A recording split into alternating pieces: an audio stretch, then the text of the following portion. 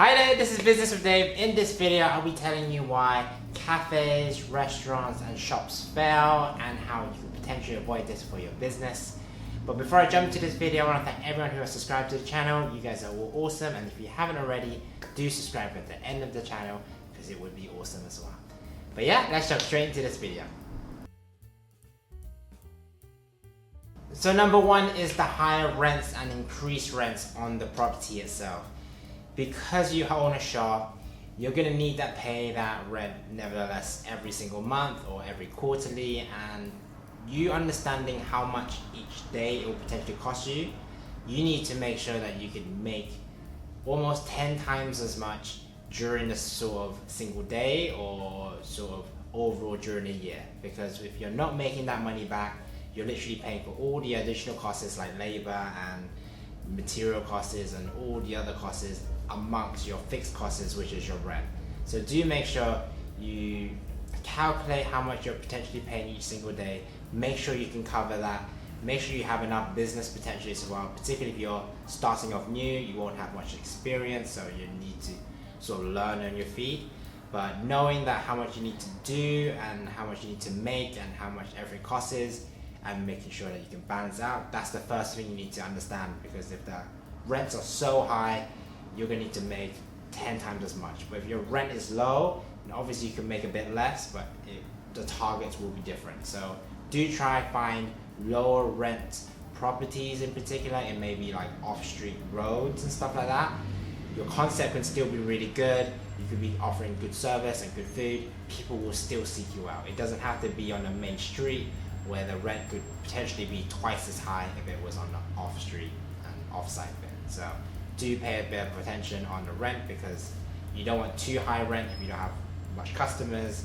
But if you have lower rent, then you have leeway for less customers or potentially more customers as they will find you.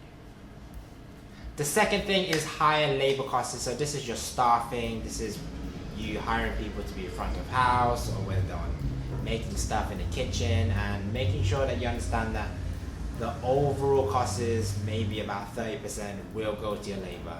30 or 40%, you just need to make sure you calculate that. But depending on who you're hiring, if it's going to be a chef, obviously that's going to be like a higher cost. But if you're doing it yourself and you make it very simple, make it easy, assemble to order, you could get away with having less people or having more people with lower wages, and vice versa. If it's less people with high wages is what you're going with, you just need to make sure you can balance out the labor costs, because that and the rents will be the thing that will be adding up your costs and overheads. So make sure you can keep it as low as you can, depending on how much customers you're getting through and how much your business is getting through. Because if you're not having enough business and you have too many staff, then it's going to eat into your profits. But if you have too little staff and you have a lot of business, then you're not going to be able to make up for everything else, and you might potentially lose customers as well. So do you find the right balance? All of that will take experience. You're not going to know everything straight away, particularly if in the first or second year. Do make sure you have enough staff anyways, because if you don't, then you don't really have the right systems in place. Do pay attention to staffing and costs as well. The third thing is rates and business rates and VAT. Particularly in the UK, you're going to have to pay all of these additional taxes to the government. So VAT is literally the total sales, and depending on the percentages, if it's 20%, then that goes to the government every single quarter. I think it's every single quarter. And then you have your business rates, obviously with the property itself, on what borough and what council, you're going to have to pay a certain amount for being here. And obviously corporation tax as well, which is literally your sales minus your costs of the year, and they will just take whatever percentage is that, maybe 20% of your profits. Everything will add up. So this is where earlier when I said you're going to need to make 10 times as much as your rent, this is at least a minimum, because you're going to have to pay all of these additional taxes. And a lot of people go into shops and restaurants thinking it'll be fine, I'll get by. But if you don't carefully think about your numbers and how much you're paying and how much is going to stuff, then you're going to be risking everything, because you already invested so much time and money into your shop. So do pay attention on how best you can save money and how you can use less and get as much output. But the thing with the taxes, you're gonna have to pay those taxes anyways. You can't get away with that. And when you earn a certain amount, obviously you're gonna need to pay it. But do be aware of these additional taxes that you're gonna have to pay as a business owner as well.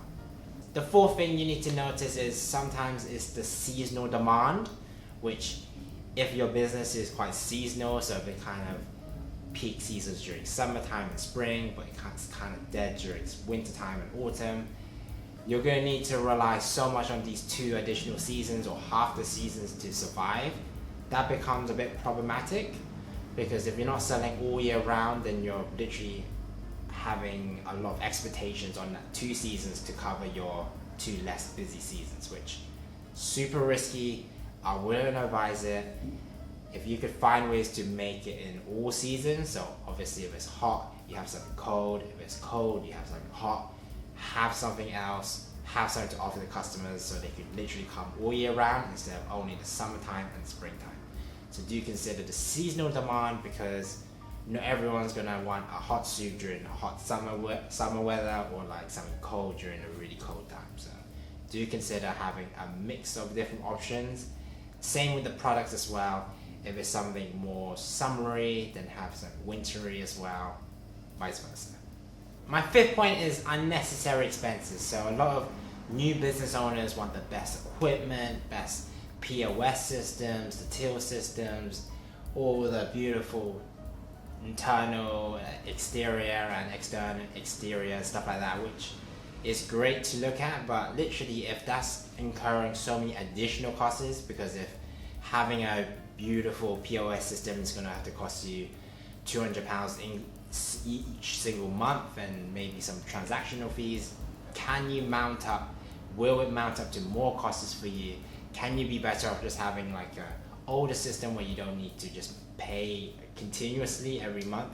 And if it's like a fixed till, you don't need fancy equipment in order to make what you need to do, so you don't need to spend additional money in that sense. But think about all the expenses that you don't necessarily need, but your business will function if it's slightly a lower grade of what you're needed. That's something to consider. Yes, you don't have to do that. Yes, you could always have the fancy equipment, and if that makes your business prosper, then definitely go for it. But if you're thinking about saving money and making sure you can maximize what you have, do look at your expenses. You don't need a fancy till in order to process orders. You don't need fancy equipment to cook just one thing. If you can maximize and use as much as your equipment has on what you need to do, you should do it, because it will save you time, it will save you money, and in the long run, there'll be less troubles as well. My 6th point is that you could potentially burn out. So this is one of the things when you have a shop, a restaurant, or a cafe, you're more or less working those hours. You're more or less there 6 days a week. If you could do it 5 days, then obviously it'll be 5 days, or worst case is like 7 days. And if you can't get people in, if you're not doing it well, you're more or less there. So one of the biggest risks is that you work too hard, and obviously the long hours is not going to be good for you or good for your health, and you have the potential to burn out. And this is the thing you want to try to avoid. Try to recruit well, train well, so that you can take breaks, you can have weekends off, and let someone else be in charge of what you need to do. Because the biggest risk is that you burn out too quickly, or you burn out for long periods, and then the shop has to close overall anyways, or your cafe has to close. No one's there to make the food, and I think that's the biggest risk. Think different strategies, think different organizing, preparation, in order to make sure that if you are gone for an hour, 2 hours, someone can cover, someone can do the job that you're doing. And if not, give yourself a day off, give yourself 2 days off, and just work the other 5 days.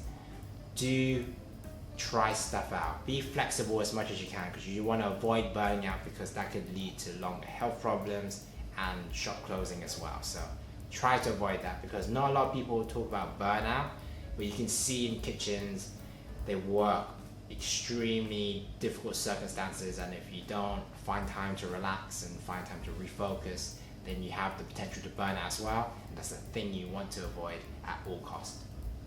My 7th point is the lack of preparation and organization, because when you start a business, a new business, you're super pumped, you want to get everything ready, you want to get everything all flashy. But if it's not well researched, if it's not well prepared, if you don't know what you're selling or how it's prepped or how it's cooked or how the supply is going to come in, how you're going to serve the customers, you've not thought it all through, then that's literally how your business will be running. And when you make that first impression to those customers, you want to make sure it's the best. If you're looking a bit frazzled and everything's everywhere, they're probably just going to walk straight out, or they just buy once and they won't come again. And that's the thing you want to avoid. The first impressions are so important. So with preparation, with enough research, you know what you need to be doing. At least have a contingency. Make sure there's different options available as well, and backups and contingencies, which is a lot to think about when you own a shop, but this is a big investment. You're potentially putting a lot of your savings or other people's money into it, maybe 100 grand and something like that, and you can't afford to do mistakes that will jeopardize everything. Yes, you'll have time to learn. If you give yourself time to learn and patience, then it will prevail. But when you lack that preparation and lack that research, then you can't really save yourself. You can't really save you if you don't do your own research. So do your research, preparation, and organization as well. The next thing is the lack of loyalty. So this is customer loyalty. So if you're not producing good products or services, then people are not going to recommend you to other people. They're not going to come back to shop at your shop again. So do make sure you're offering the best product, the best service, the best customer service, the good relationships, and people will come back to you over and over again if they like you. So that's the thing with loyalty. You can't force people to come back. You just need to show first impressions, consistently perform, and those customers will come back, no doubt. If they live around, they'll come back to you. But the thing is, if you're inconsistent, that's the thing that will put people off, and that will limit people will be coming back. So avoid that. Do as much as you can and show the customers that you are there to take care of them, and they will come take care of you as well. And my 9th and final point is that there's too much competition. This is, for example, if you're in an area where there's so much food options and maybe you have a competitor that is selling roughly the same thing you are selling. If you're not doing something better, if you're not doing something slightly better or unique or improved, then people are going to compare, and why would they come to you and not to someone else, or them to not to you? So do think about it as a competition where if you go into an area where there's too much, you're going to need to fight on price, you're going to need to fight on quality. But if you can find a location where there's less competition, you're doing one thing that someone else is not doing, then you have more of a leeway to charge a higher price and get away with certain aspects where people won't have too much choice on. Obviously, you want to make sure you offer the best service, best quality product, and overall satisfaction is good, because that's the thing that will get people coming back.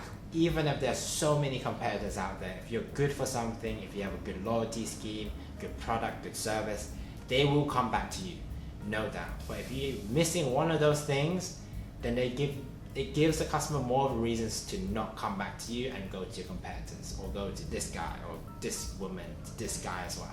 So do consider all the different competitions, and obviously if there is too much, you need to find ways to make yourself stand out. But if you can initially find a location where there's less competition already, then you're already giving yourself a good advantage when you open up and start building up the customer base as you go along. That's all for this video, guys. Hopefully you found this video useful. If you did, like this video and consider subscribing to the channel. We'd love to see those subscribers go up like always. But I've been Business with Dave, and hopefully you've enjoyed this video, and I'll see you next one. Take care.